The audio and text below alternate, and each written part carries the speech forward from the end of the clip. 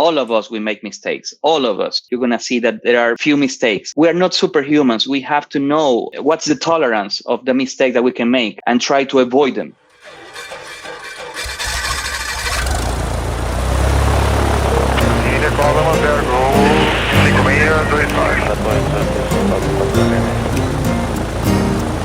Fala pessoal do Farol de Pouso, tudo bem com vocês? É Félix aqui, iniciando mais uma gravação nessa segunda-feira de um podcast internacional com um convidado especial. Claro, lembrando dos nossos apoiadores, a Escola Realizar, Escola de Aviação Civil lá do município de Torres, e a Hangar 33, a marca de moda masculina do universo da aviação. And welcome to this international event here on your weekly podcast. This is Felix starting another broadcast of our mission to bring you international guests. And you can hear the drums. Yes, Daniel Dominguez is here with me, and along with Caio, we are pleased to introduce you to our guest, Mr. Luvin Alejandro Carrero, el primo de Beto. Hello, everyone. Hola a todos. How are you doing? Thank you for having me here, for the invitation and everything. It's a pleasure, guys. Luvin is brought to you by Daniel Dominguez. So what about Danny? Start talking about, why is Luvin here? So guys, I met Luvin in Actal, where I was based before, and it's always good to meet Latinos around the world because we share the same vibe. But Luvin is utmost. He's a very positive guy, and he's always giving inspiration to everyone. People love to fly with him, and he has a very interesting story, and I'm pretty sure you get a lot from this conversation. So that's why I invited Luvin. I thank him for accepting this invitation and be here with us today to talk a little bit about his life, his career, his insights, and what he has to share with our audience. No, Daniel, it's my pleasure to be here. I mean, just thank you for that. It's very good always to share experiences, opinions, attitudes, and everything. Also to meet the guys and let's start it. Yeah, so Luvin, let's start from the beginning. Tell us about the beginning of your career. How did it start? From the beginning, well, I started with a bag full of dreams. No, that's too much cliche. So just leave it out. Nothing. I mean, to be honest, I've been in aviation all my life. My father used to be a captain in a Venezuelan. By the way, I'm Venezuelan. So my father was a captain in a Venezuelan airline, and my mother was flight attendant. They met there. They got married, and they were together for I don't know, like 15 years or something. So I grew up between DC-9ers and MD-80s. Then came up the divorce of my parents. And once it happened, my mom tried to keep us, to me and my brother, outside of whatever could be related to my father, like from aviation, from airplanes. So I was raised up with a mentality to go to university, to do this and to do whatever else. In some point in the university, I think in the last year, I was studying public accounting, and I think one day I asked for the salary. This is the true story, okay? So I asked for the salary, and when they told me how much was the salary of a just graduated person in this thing, I was like, geez, no, man. Let me see what's the alternate plan. Yeah, and the thing is that my father, after he got he was done with the commercial aviation, so he started a flight school, many years ago. Let's say I don't know, like 20 something years ago, but I never visited. I was never there, and I talked to him about it, and he told me, and actually I told him if I could become a flight attendant for a while, to get some extra money, and continue with my university. That was the initial plan. Then my father invited me, and he told me, "Well, come, I can put you in the course that is actually running." and you get your certificate, and then with this you go to the airline. And that was the plan. I went to my father, which is in another department in Venezuela, on the west of the country. And I remember he gave me, I was sleeping, my father had a bed, and I was sleeping like in a small bed beside him. We were watching TV. I mean, it was like a I don't know, bachelor's apartment or something. It was all empty, super big, only with a TV, nothing else. and empty fridge, all that good stuff. Nothing, man. Only like a music player device, a TV, one bed, my bed there, and nothing else. The kitchen. And he gave me which book was it? Aerodynamics book. While he was watching the news in the night, I was reading the book. I started to read the book, I'd say 7:30, with a lamp on the right side. I remember that. And I read, and I found it interesting. And I read the whole night. I think I stopped at 7 a.m. or something. And I found it like so. I found it involving there. I mean, I found that I liked that. I found sense to what I was reading, like that it makes logic. And I found it very interesting. And the next day, I waited for the date. So in my head, I was having like this trouble about, geez, should I leave this? Should I leave the university? I was like in the breaking point between university in my head, between university and aviation. And because it's like the passion that, like, you're falling in love with the new girl, but in this case you're falling in love with Bernoulli. So first sight, it was something like this. It was as I told you, I couldn't stop reading the formulas, the all the things that he was saying. And the next night, I think at night in around 9 p.m., I told my dad something like, geez, there was a bad word. But then I told him something like, hey, geez, I don't know how to tell you this, but what do you think if I become a pilot? And in that moment, my father just looked at me, like with the wet eyes, and he just hugged me. And he told me, you're talking seriously? And yeah, Dad, why not? I've been thinking, why I want to be like paying attention of the cabin of the passengers and this and that when I can be like the head of the monster. Why I'm going to be somewhere else if I can be this? And then he hugged me and I felt, like the welcome, like the warming thing coming to me. That's so cool. That is beautiful, man. And then my father, he just got super excited and he told me something like, you know what? Give me 1 week. I'm going to start a ground course only for you. prepare for you. And it was like this. He collected like 2 or 3 dispatchers, some students, and we were a batch of 7 people, I think, something like that. And from that moment, I started. That is so beautiful, man. What a nice story just to start with. Yeah. Really cool. So then you did your first flying lessons there. Where do you get your PPL and so on? Everything there with your father? Everything was in my flight school. All this, I learned from my father. I didn't learn with another instructor. He was the one who took me. I felt a lot of pressure. It's not the same like to coming from the street where you are a client, you're a customer, than to be the son of the owner, because it's something like more than whatever, all the other people is an income to the company. I mean, you go, you pay, the company is making money with you. So we don't pay so much attention about how many hours you're going to start to fly solo or this stuff because you're paying for that. So it's like more easygoing. Whenever you are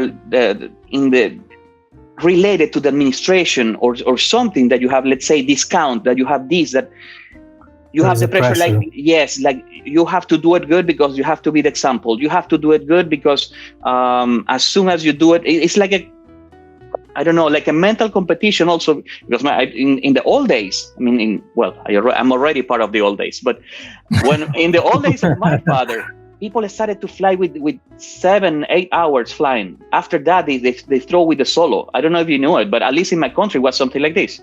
People started to fly with 7.5 hours, 8 hours, or something like that. Which I remember found, that, and I had this number in my mind as well, because my father is also a pilot, and when he started flying, there was an average number, like after 7 hours of flight, you have to go solo, otherwise yes. you're a pilot. And when I started my flight training in the US, I had already like 20 hours of flight, and I didn't solo yet, so I was feeling like, oh my gosh, I'm not meant to be doing this, and it's the completely unnecessary pressure. Exactly. So between all this, I already started to feel like the changes in aviation from I don't know, from 50 years ago until now. The mentality is changing, and that's was like the very first thing that I found.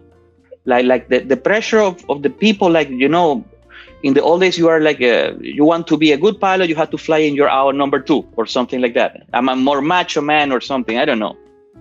Well, but that's obviously a great start, and to have this, and especially to have your father who clearly gave you all that support. You didn't want to disappoint him, right? Of course not. Yeah. Again, it was a lot of pressure, because at least the flare for me was like bumping and going up and down. And no, I was like, I have to do it. I have to do it. It was something like this. What airplane did you use there in Venezuela for flight training? When I learned, we had in that moment, well, we still have it, Piper Tomahawk, Papa Alpha 38. Oh, nice. Yes. Then within the years, we got 172 Cessnas. Mm-hmm. So we had both. And which point of your flight training, or maybe even before, you started to study English? That's another thing. I have no memory. I don't have in the moment in my life when I started to speak English, because I think I was like 6 or something, and I was already understanding and I could read. I remember that. So you were exposed to English somehow. Yes, and then when I was involved with aviation, I just learned like the terms and the professional language skills, and I just adapted what I had, and then I came with this. But nice. properly a course in the development of my life, I didn't need it, because I don't know how. It was already linked. I already had it. That's cool. And so going on with your flight training, so after you finished, what was the first thing you did? In the flight school, or when I finished the flight school? If you still have something to say about the flight training, go ahead. Well, about the flight training, well, it was very smooth after my solo. I think that was like the big challenge, and then was the cross countries. They were super nice. I liked it very much. I have very good memories. Then came up the instrumental part. That was also a little bit challenging, because I had to put in my head like the 360 degrees of the circle and the compass. And then you had to know that after 360 comes 0 again, not 361. And then you had to make all this, you have to adapt to all this, and to make in your head like the drawings of the holdings, the entering the points and all this stuff. So, but beside that was quite smooth. I think the challenges came up after that. Luvin, like just for our listeners, some of them, they're still studying English very hard, and cross country is something that it's nice to note. When cross country means when the pilot flies from A to B during his training or whatever flying. So we call it like basically navigation in Portuguese. So when you're navigating from A to B, that's your cross country flying, right? Luvin, questions. Where did you fly during your cross country flying? Because you're in such a great place. Venezuela is geographically located in the best regions in the planet. Yes, basically the weather in Venezuela is 24/7 blue skies, and it's very nice, really. In the area where the flight school is, as I told you, is on the west, in an state called Mérida. Actually, the city name is El Vigía. We were flying from there to another place. more to the south, called Santa Barbara. And also from there to Maracaibo in the Maracaibo's lake area. It's a place where they are pumping oil like all the time, and mainly is this region. That's the area where I was going. Beautiful, and man. so, yeah, the airports were controlled. They had traffic. Airliners were going. So listening the radio, you got the skills. Like, okay, now I'm going to repeat as a pilot what that pilot is saying because I want to be like him. It was something like that. That's really, it's good to be exposed to that environment early in the career. I also had this feeling when I started flying the airport where I did all my flight training. It was really busy airport. We had to get clearance even for a flight. So it makes your flight very professional since the early stage. Yeah, that's really nice. Mm-hmm. And then, so you finished the IFR commercial, everything. So you were ready to go look for a job. Exactly. That took like around 2 years. Nice. 2 years. And in that moment came up one crisis in my country, one of the crises that we had. And in that moment there was like a strike against the government for the oil industry. So there was no gasoline, and then the airlines started to leave the airplane grounded. So let's say in a fleet with 15 airplanes, only one was flying. Wow. So many pilots were fired with a lot of experience, with massive experience, by above 10,000 hours. And I was a beginner. I had 200. So there was not a chance for me to get a job. So I remember in some point I started to sell chicken and meat in a butchery. For me, it was something unthinkable. For me to take the meat, the raw meat with the hand, it was something like, seriously? That's why I didn't become a doctor. And nothing. I was doing this for a while, and then I started to give lessons, ground course, theoretical part in the flight school. That was activated partially, and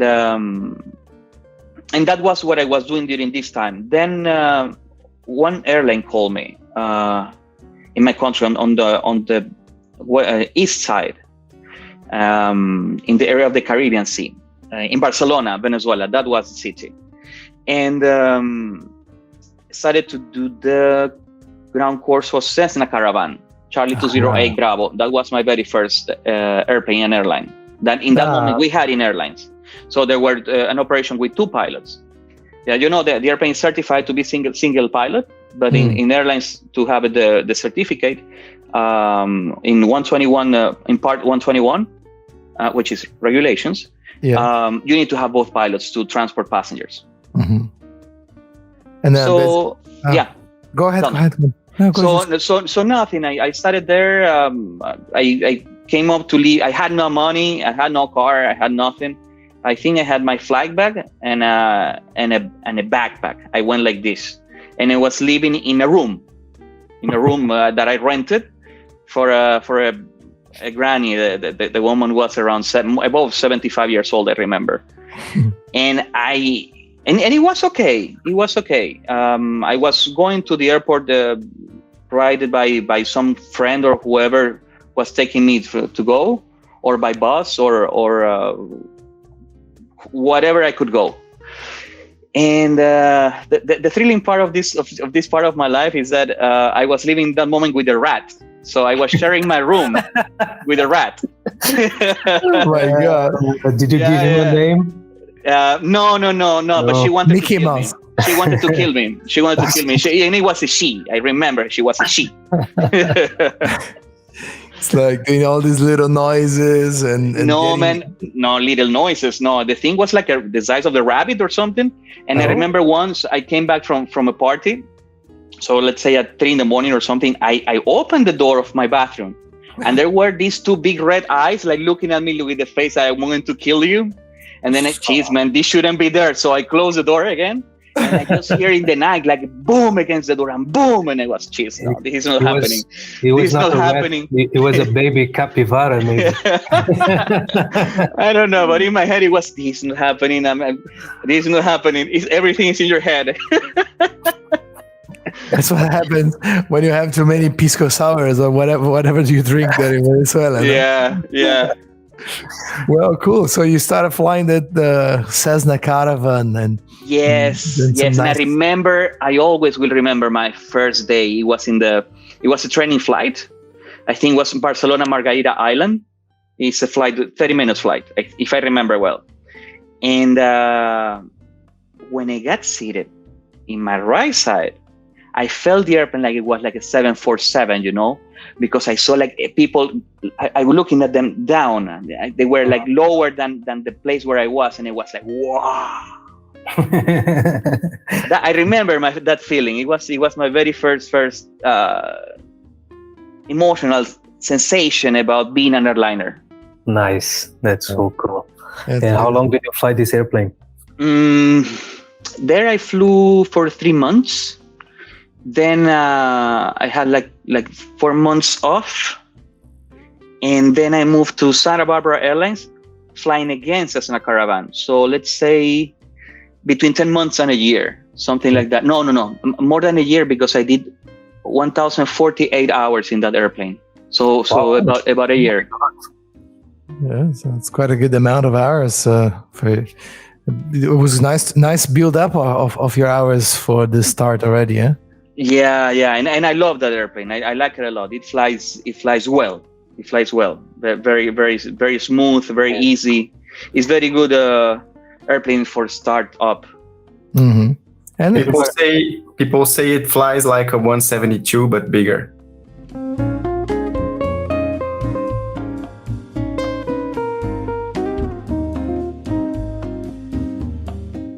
Yeah. So then after that. Came up the first part of my aviation career, training in simulators, fuel flight simulators, and it came in flying ATR 42. I flew ATR 42 300s. Also in Santa Barbara was my first promotion.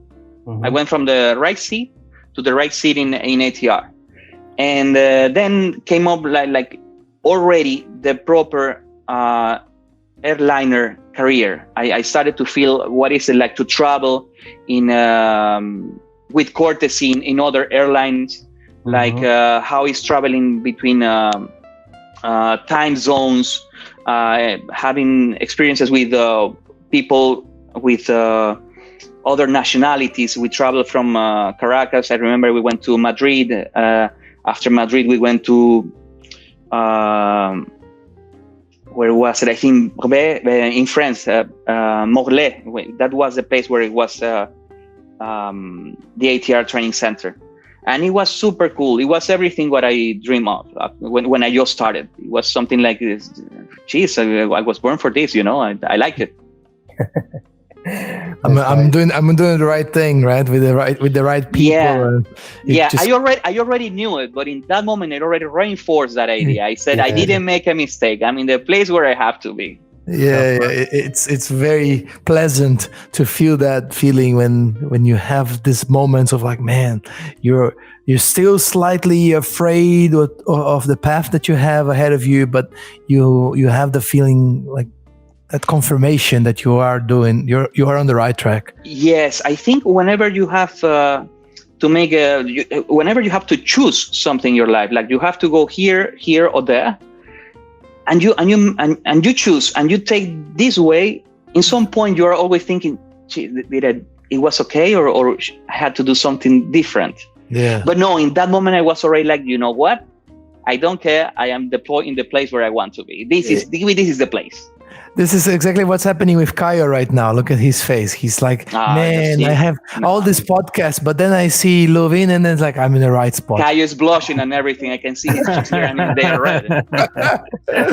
Cool, man. And then after the ATR, what happened? Well, ATR I flew also, let's say a year and something. And then the airline got these Boeing 757s. They were having 757-200, and they were doing routes to Miami, Quito, Guayaquil to the south, and time to time Panama. So in some point, my bunch of guys, my friends, the guys that I was going with during this progression, there was like a division. We split up. So they were the guys who became captains on ATR 42, which I felt very jealous. And the guys that went to become Boeing 757 first officers. Mm-hmm. So there was this division. Was it based on flight hours, or the guys that had good English were moved to the Boeing? It was based in flight hours / attitude and what they expected from the pilots, but I didn't understand it in that moment. In that moment, as I told you, I felt, but why this guy is going to be a captain and not? And the answer that I have from the training department, who were my friends. I mean, it's not that they were no. I mean, there was guys that I was living in the one of the apartments of these guys. Sure. And they told me, because we see your profile and you are going to rock it there. I mean, just go. We know what we're doing. Just go there. And cool. and then, well, I became a Boeing 757 first officer, and all the other like 3 guys. We were like 5 or 6. 2 of us became in Boeing, and the others went to ATR. And in Boeing, I had also very good moments. Well, what I learned in ATR was a different type of aviation. It was a little bit like a low-cost airline. You were like rushing everywhere. You had in many operations per day. I think I had 8 touch and goes per day. Not in every operation, but there were like 2 flights that we were calling the Milky Way, that they were doing 8 touch and goes through the north to the west and come back. And one was going through the north and the other to the south. In some point we crossed. So it was something like this. So it was very challenging. You started at 6 a.m. and you end up at 6:30 p.m. Wow. Yeah, and from these airports, there were 2 that were very special. Not everybody could go because of the orographic, terrain. Yes, on the sides of one of these airports. In the other one was terrain plus the winds created by these mountains nearby the runway. And I had very, very big challenging approaches there and takes off. They were very, very tough, complicated. Captain, that's the orographic thing that you said, right? When the wind comes over the mountains.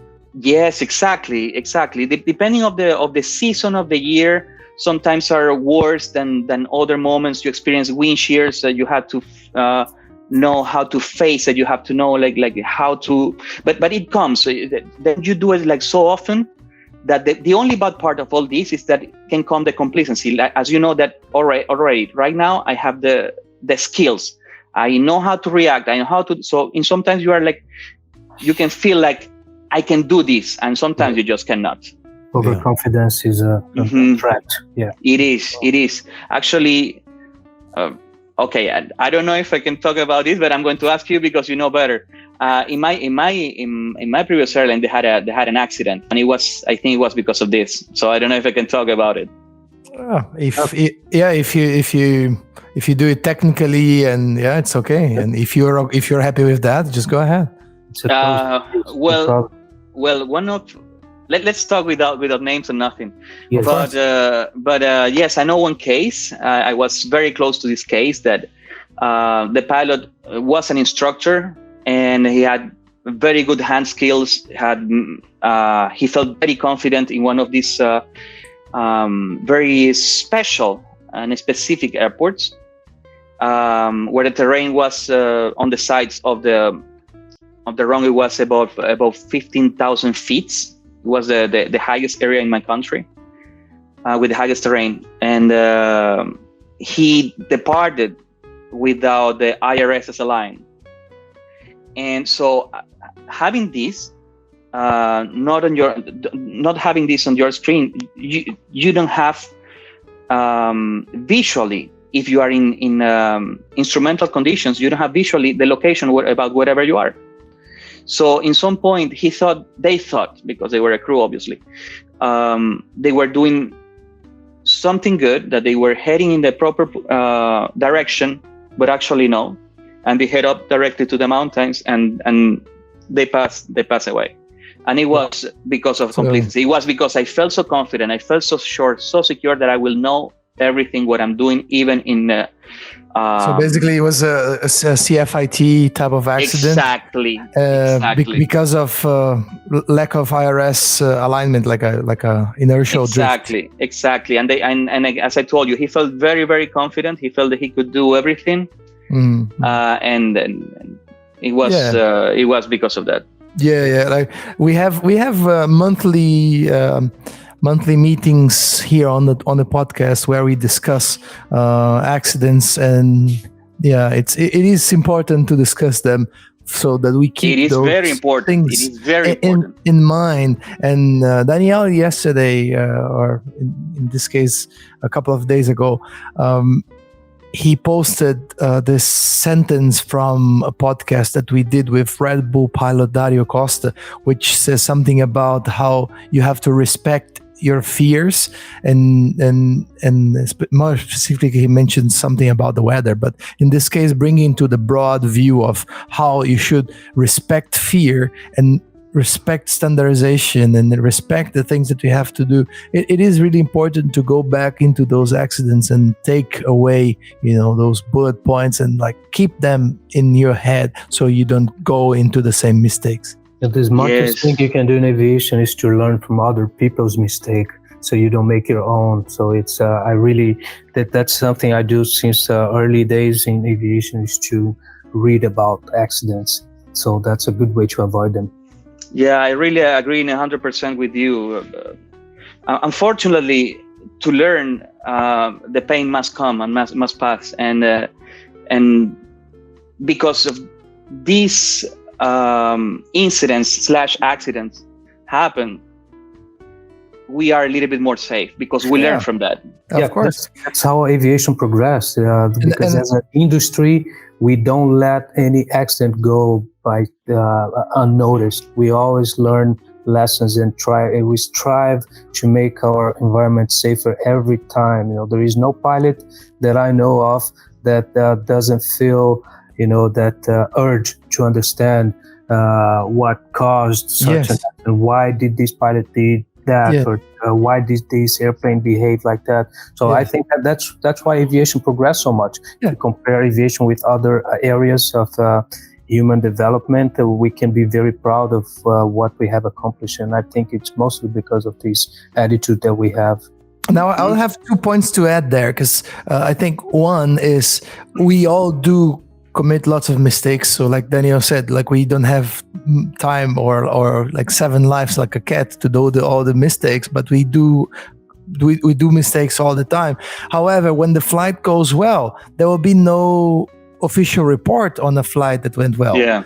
So we learn from those little mistakes, but there is no broadcasting of huge information about the mistakes that we did, that it will be noteworthy for others to understand. Like, oh yeah, Daniel did this, or Felix did that, because we do them all the time, but there's no report on those, and we just learn them, and then we will learn from our little mistakes, right? So that's the first bullet point. Like when you have mistakes that lead to that, you learn with like all the other little mistakes that happen on the day as well, and maybe you don't do that. And the second thing is, as humans, we have that like intricate and like critical like curiosity of when things go wrong. So let's say there's a car crash, when in the highway there's a car crash, and suddenly everybody wants to look at it because the rubbernecks. So you have we as humans, we have that little interest on okay, wow, that person must be suffering and I'm good, I'm safe. So there is a psychology behind that, and this applies to learning accidents, because we are safe, and unfortunately those guys happen to go down that alley. So it is part of our reality, and that's somehow why it's also interesting to understand accidents and study them. Yeah, it's like this. One of the things that I really want to highlight between all the things that you just said, for the new guys, for the new pilots that are gonna come, or the rookie ones, is that really all of us will make mistakes. All of us in every single flight. If you sit with the loop, you're gonna see that there are few mistakes. We are not superhumans. We have to know what's the tolerance of the mistake that we can make, and try to avoid them. It doesn't mean that we're going to do it. So don't feel so bad. Don't feel that you are breaking many rules or whatever. Just go with it. Try to don't do it again. Be safe. That's the most important thing ever, to be safe. Very good advice, Luvin. And did this accident impact your career somehow? Yes, of course. I was very, very close to the whole process of the investigation and everything. I learned how the mistakes is not only one mistake. It's a chain that is leading, coming maybe from your home, maybe from your personal life, from your partner or whatever. It's not only the moment of a crash or the moment of the major incident. No, everything is coming from behind, from maybe your personality, maybe your super knowledge, maybe your lack of knowledge. Everything, all the peaks are very important, and you have to see. At least what I do is that I evaluate myself, and I see almost every day, whenever I'm going to operate, whenever I'm going to work, is that how do I feel? So if I feel, because there are flights at 2 in the morning, at 3 in the morning that I feel like I'm low energy, I start the day with music, and I start to light up myself, like to reload, like, okay, I'm going to, and when I'm there, man, I'm like a general, like, okay, let's do this, let's rock. And that's the way that I find. But all of us, we are different. So, self-awareness. Yes. And that's a very big and very good advice, I think, is that evaluate yourself, see how do you feel. Even if you don't feel so comfortable, you say, you know what, today is not the day. Stay home. Nothing happens. Trust me. Nothing happens in the level, whatever you are. Even if you are the captain in the SpaceX rocket, or you are the student in a Cessna 152, for example, doesn't matter. Just stay. The most important thing is your safety and the safety of the people surrounding you and everything that is around you. Luvin, we really appreciate that you're bringing all these ideas into that, and that's basically what we want here in podcast. So you're enlightening the path. So you're a bulb of the landing light. Come on, man! You and your things. Come on. Oh man! Oh yeah. But I don't know about that. Listen, let's move forward a little bit. How do you link that part with the moment that you become an expat? To be an expat is interesting. I think also it's not for everybody. I think not everybody is having this as a goal in their life and their career. I have friends who are very happy staying in their place, in their local environment and everything. But my target was always to become an expatriate. My target since the very beginning was, I want to try that. I want to do that. I want to be like this guy. And in some point, I found through an agency that there were positions as first officer in the airplane that I was flying in that moment. That was the Boeing 757/767.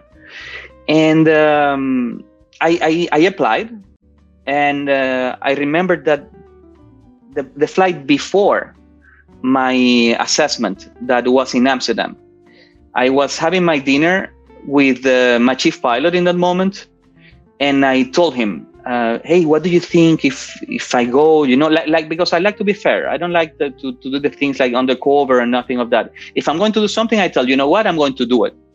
If I pass, okay. If I don't pass, well, I let you know also. But we're fair. I'm not going to I don't like to be like that. And the words that he told me, it was do it, do it. You're going to make it. So he gave me confidence. He told me, go for it, and you are going to make it. Is that the same guy that told you that you'd have a good time flying the Boeing? No, No. they were different guys. Okay. And it was like this. I came back to Venezuela from Quito. I landed the next morning. I went to Amsterdam, and in my head it was more about living the experience than to stay and to pass. It was the first time I did it. So, and I met the Mexican guy. I don't remember his name, but he was also trying to catch the position. And a guy from El Salvador also, but he was on 320 on Airbus. And in Amsterdam, you hear always these crazy stories about the red light district and this and that. And we were like, the night before the simulator, we went something like, okay, we're here. We have to do something, What a smart idea. Exactly. Okay, what can we do? Well, we can go and visit that windmilling there, or we can go to the red light district. And we were like, let's go to red light. What a tough decision. Yeah, exactly. And we went there and we were having fun. I didn't pay so much attention about I was, in some point I was a little bit stressed, but I'm also the one that say that in some point you have to release the stress. You cannot go like fully stressed to something. So I have my knowledge. I know what I'm going to do.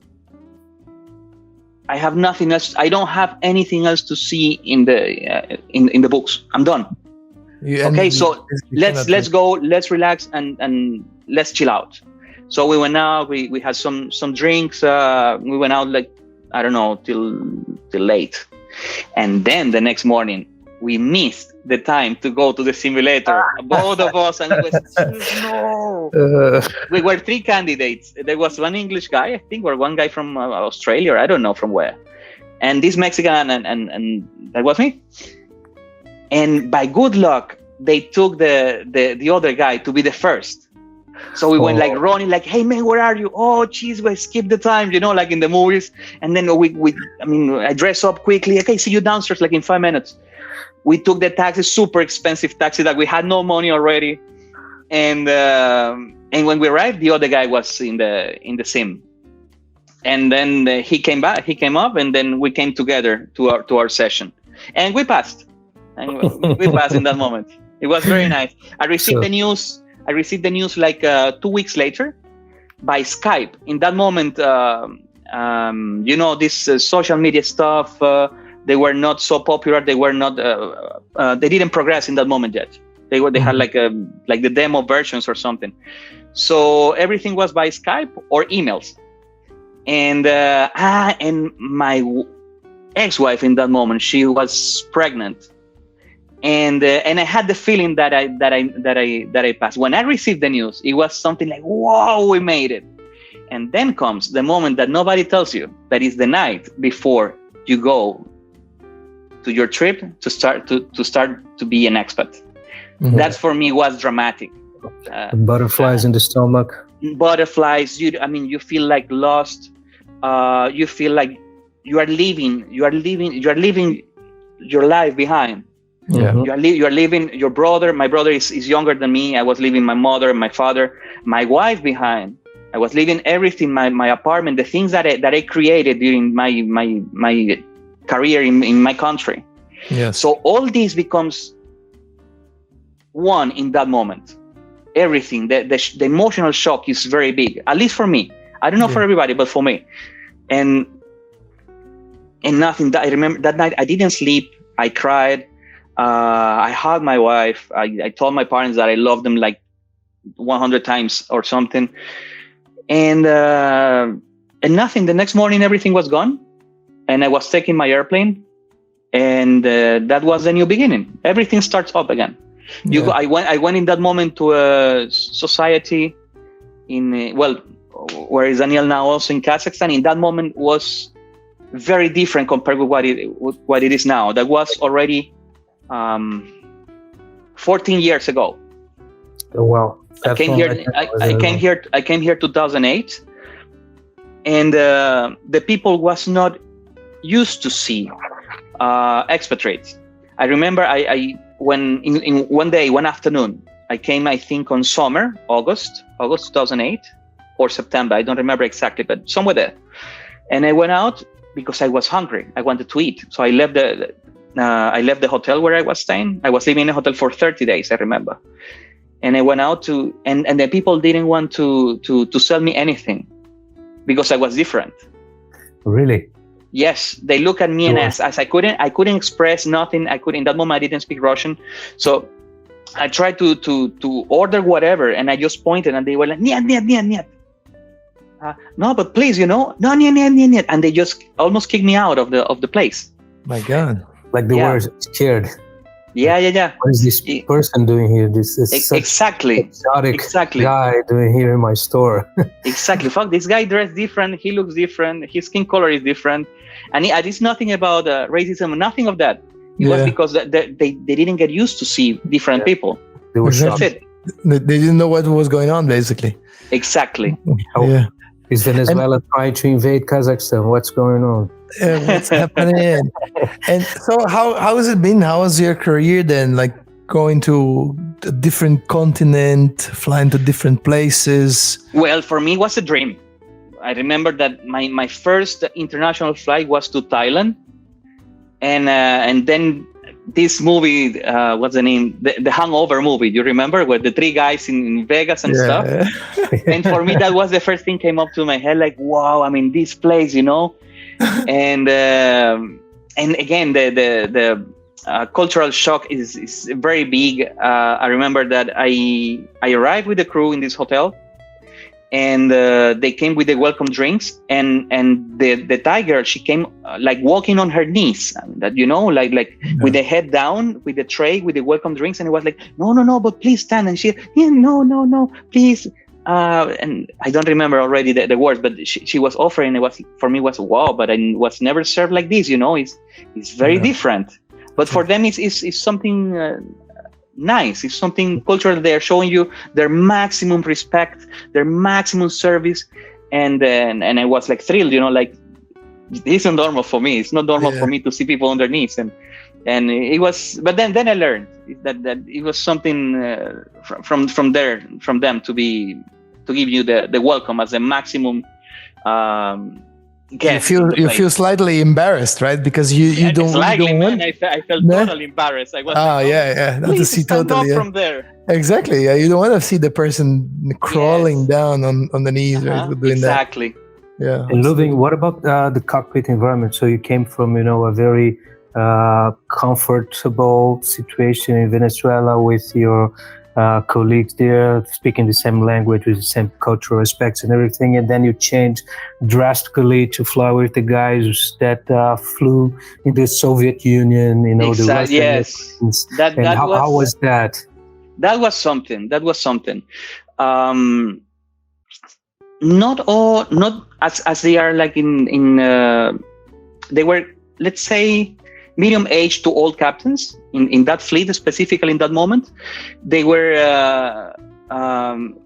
they grew up in the Soviet days. Their English wasn't so good, and actually think my main task and responsibility was to communicate within the air traffic control, dispatch, and all this stuff. I think that was why I was hired in that moment. In some point, then everything came up better. The airline improved the level in every aspect since that moment. And in some points was challenging because the language barrier was quite high in some moments. But I don't know if because the place where I'm coming from or whatever, I always found a way to find the task in a proper way with everybody involved. Mm-hmm. So like to cross-check what he's saying, don't be afraid about asking, what do you want? Is it okay? And always to reinforce what's the message, mm-hmm. and to deliver it properly. It's a very nice trait of I think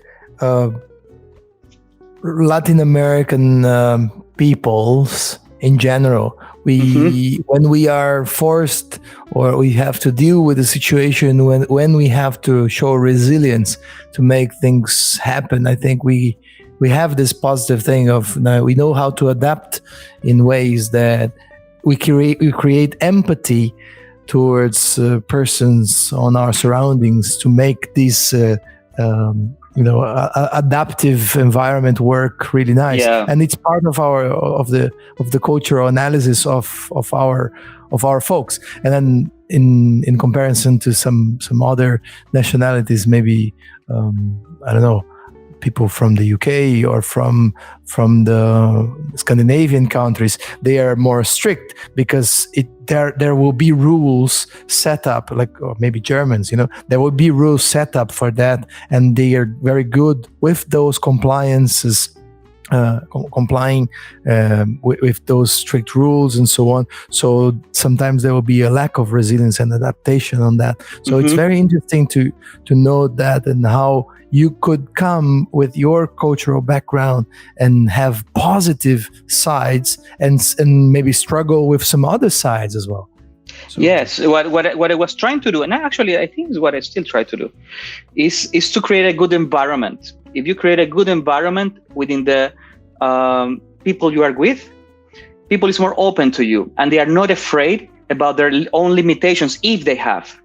Let's say in personally or verbally, for example. Yeah. Even if they are going to make a mistake, they are not afraid to make a mistake with the purpose to give and deliver a message and to make an action.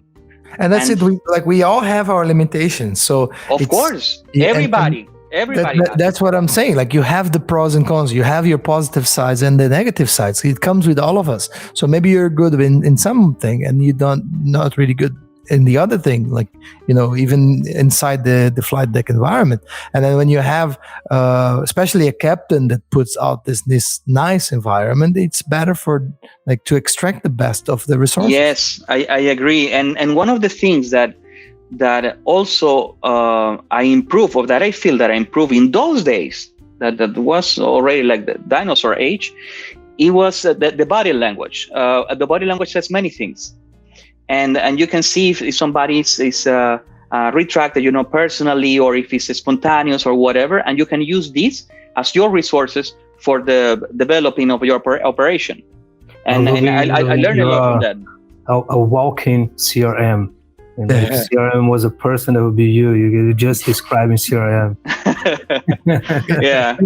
But it's nice to reach that and touch base on that, because that's the ultimate goal as a captain, right? So that now we're talking now very specific captain's tasks and things that you keep in your brain when you are flying your plane, because you're managing all the flying. Yes. But you're still looking at how the first officer is sitting, yes, or the way he's scratching his head. Man, the way they grab the controls, the way the tendons look, to the wrist. I see all this, and for example, one thing that I think I did it with my first officer. There was a stress moment because he was flying, so he was high during the approach and everything. So I helped him wear a crew. So if I see some failure, and vice versa, we try to help each other. So in that moment, it was my part of the job, hey, what do you think if we do this, that? So I bring him, I help him to come to the proper path and everything. And once we were fully stable and everything, I still had the feeling that he was stressed. So in that moment, I told him, you stressed? And he said, no, okay, no matter if you are or you are not, take a breath, take a moment. You're already in your profile, you already are out of the stress moment. Take a moment, be mentalize in the place where you are, that you're completely safe, and breathe. Take a deep breath, and with this, you're going to have oxygen in your system. You're going to give oxygen to your brain to work properly. And he was, yeah, do it. And then he did it. How do you feel? I'm feeling better. So go for it. Landing is yours. It's something like this. It's something. I mean, I manage. I try. I cannot say that I manage everything because it's impossible, but at least I try to work not only with the operation, with the technical stuff, with the checklist, with the ECAM, with the manuals. No. For me, it's more than that. For me, it's personality. Is the way how the resting time that you had. How is your family? All this stuff. All these are involved for me. The human factor. You take that in 100%. And the only way for all of us, I think, at least I cannot talk for everybody, but I can project myself, is that I lived many things during my 20 years flying. I lived a divorce. I lived to the split off to be separated from my elder son. I lived what you just said, to be an expatriate. And all this, I felt different when I had these peaks, emotional peaks in my life and in my career. I felt different in the cockpit. Mm-hmm. I felt completely different.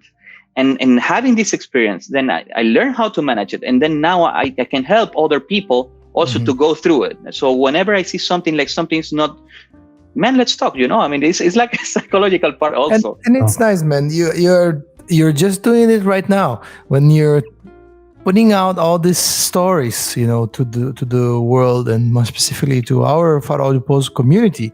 You're also helping them, and putting all this into perspective.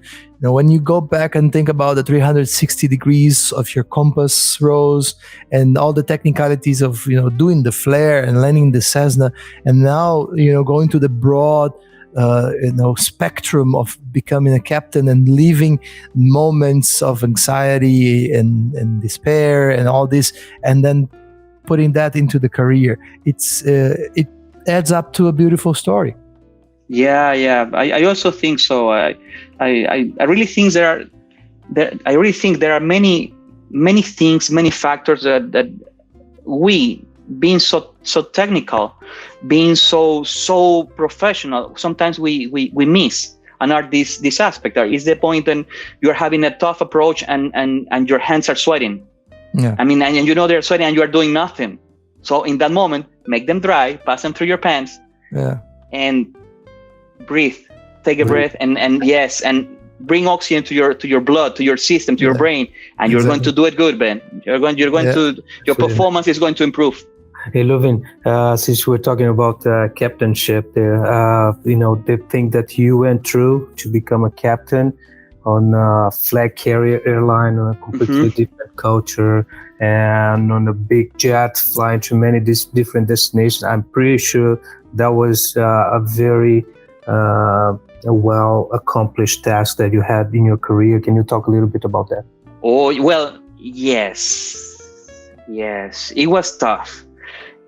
When I joined my company in 2008, there was not even a chance, because of the pilots union, for any first officer, expatriate first officer, to become a captain.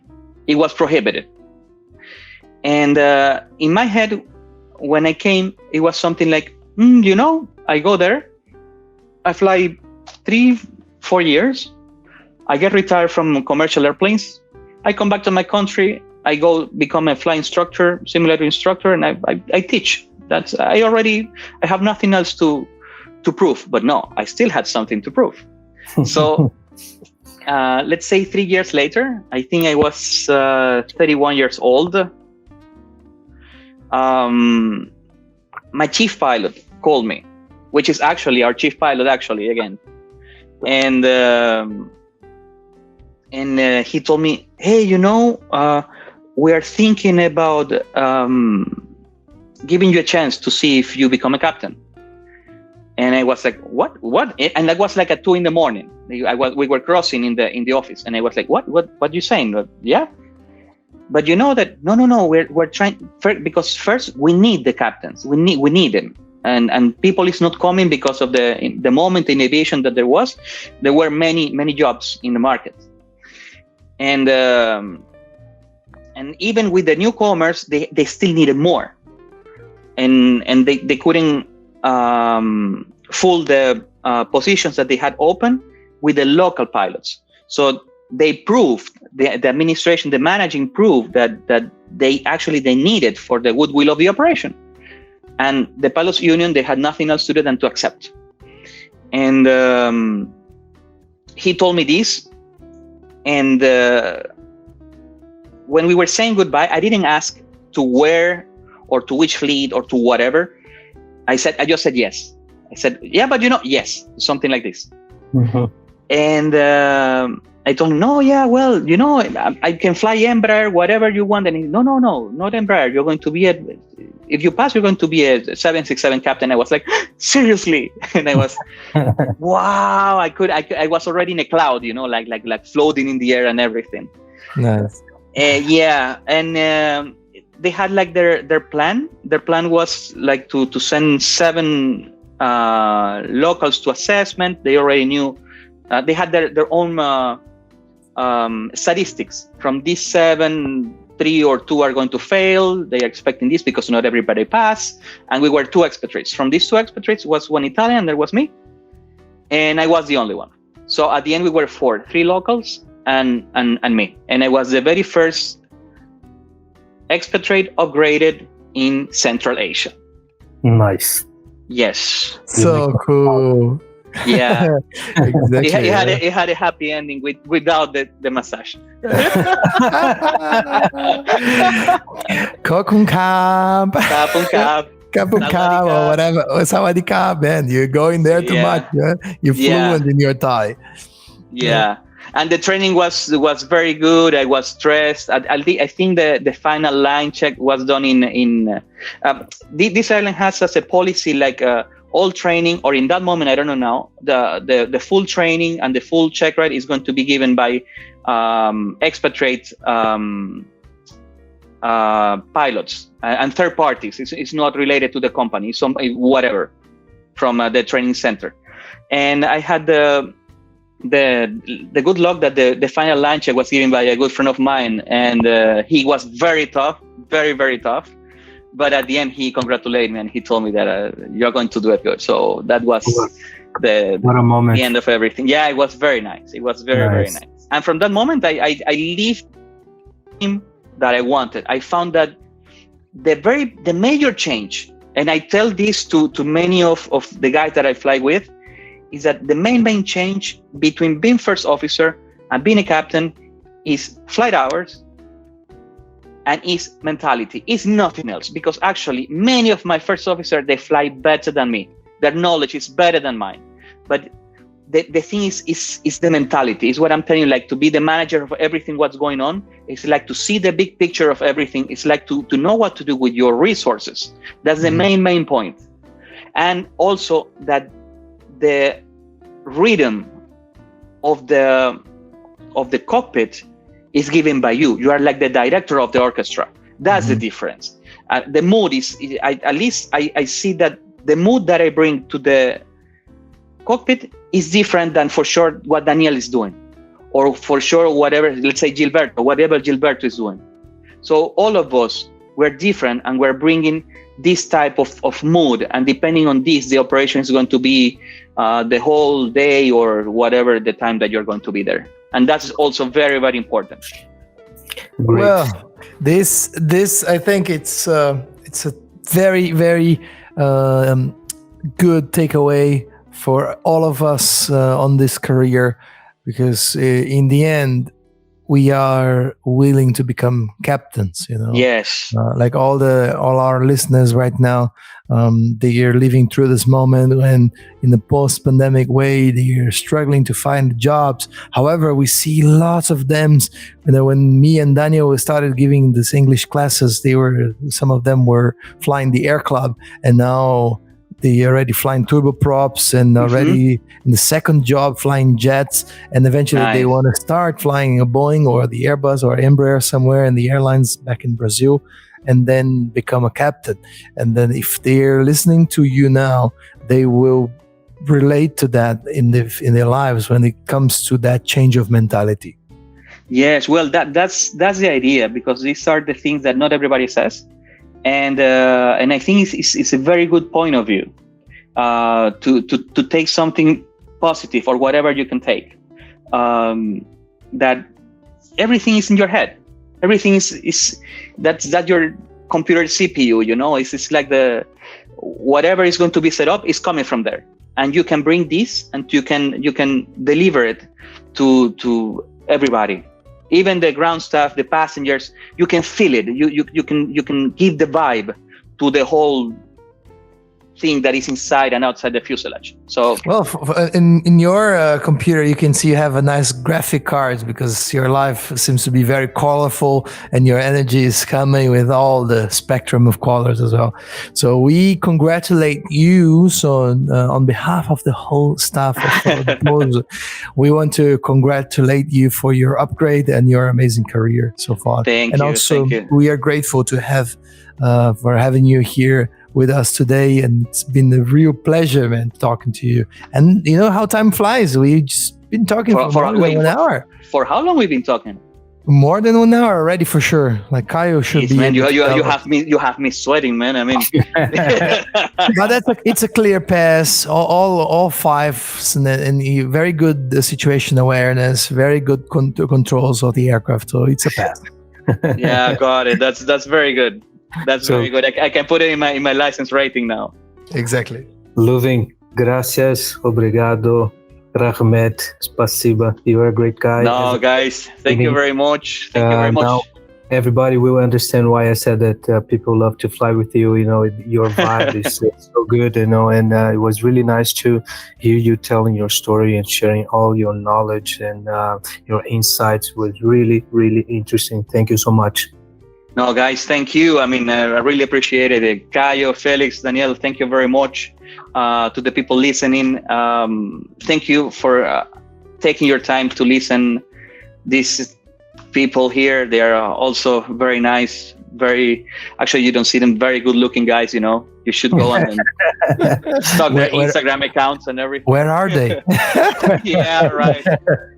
Good stuff. There are still many stories. I mean, we can continue talking like for ages. I think all of us, we have a story to tell, and it's very nice that some people in the planet are taking these spaces to bring it to other people. I think sometimes can inspire. With at least one person, you are doing the job.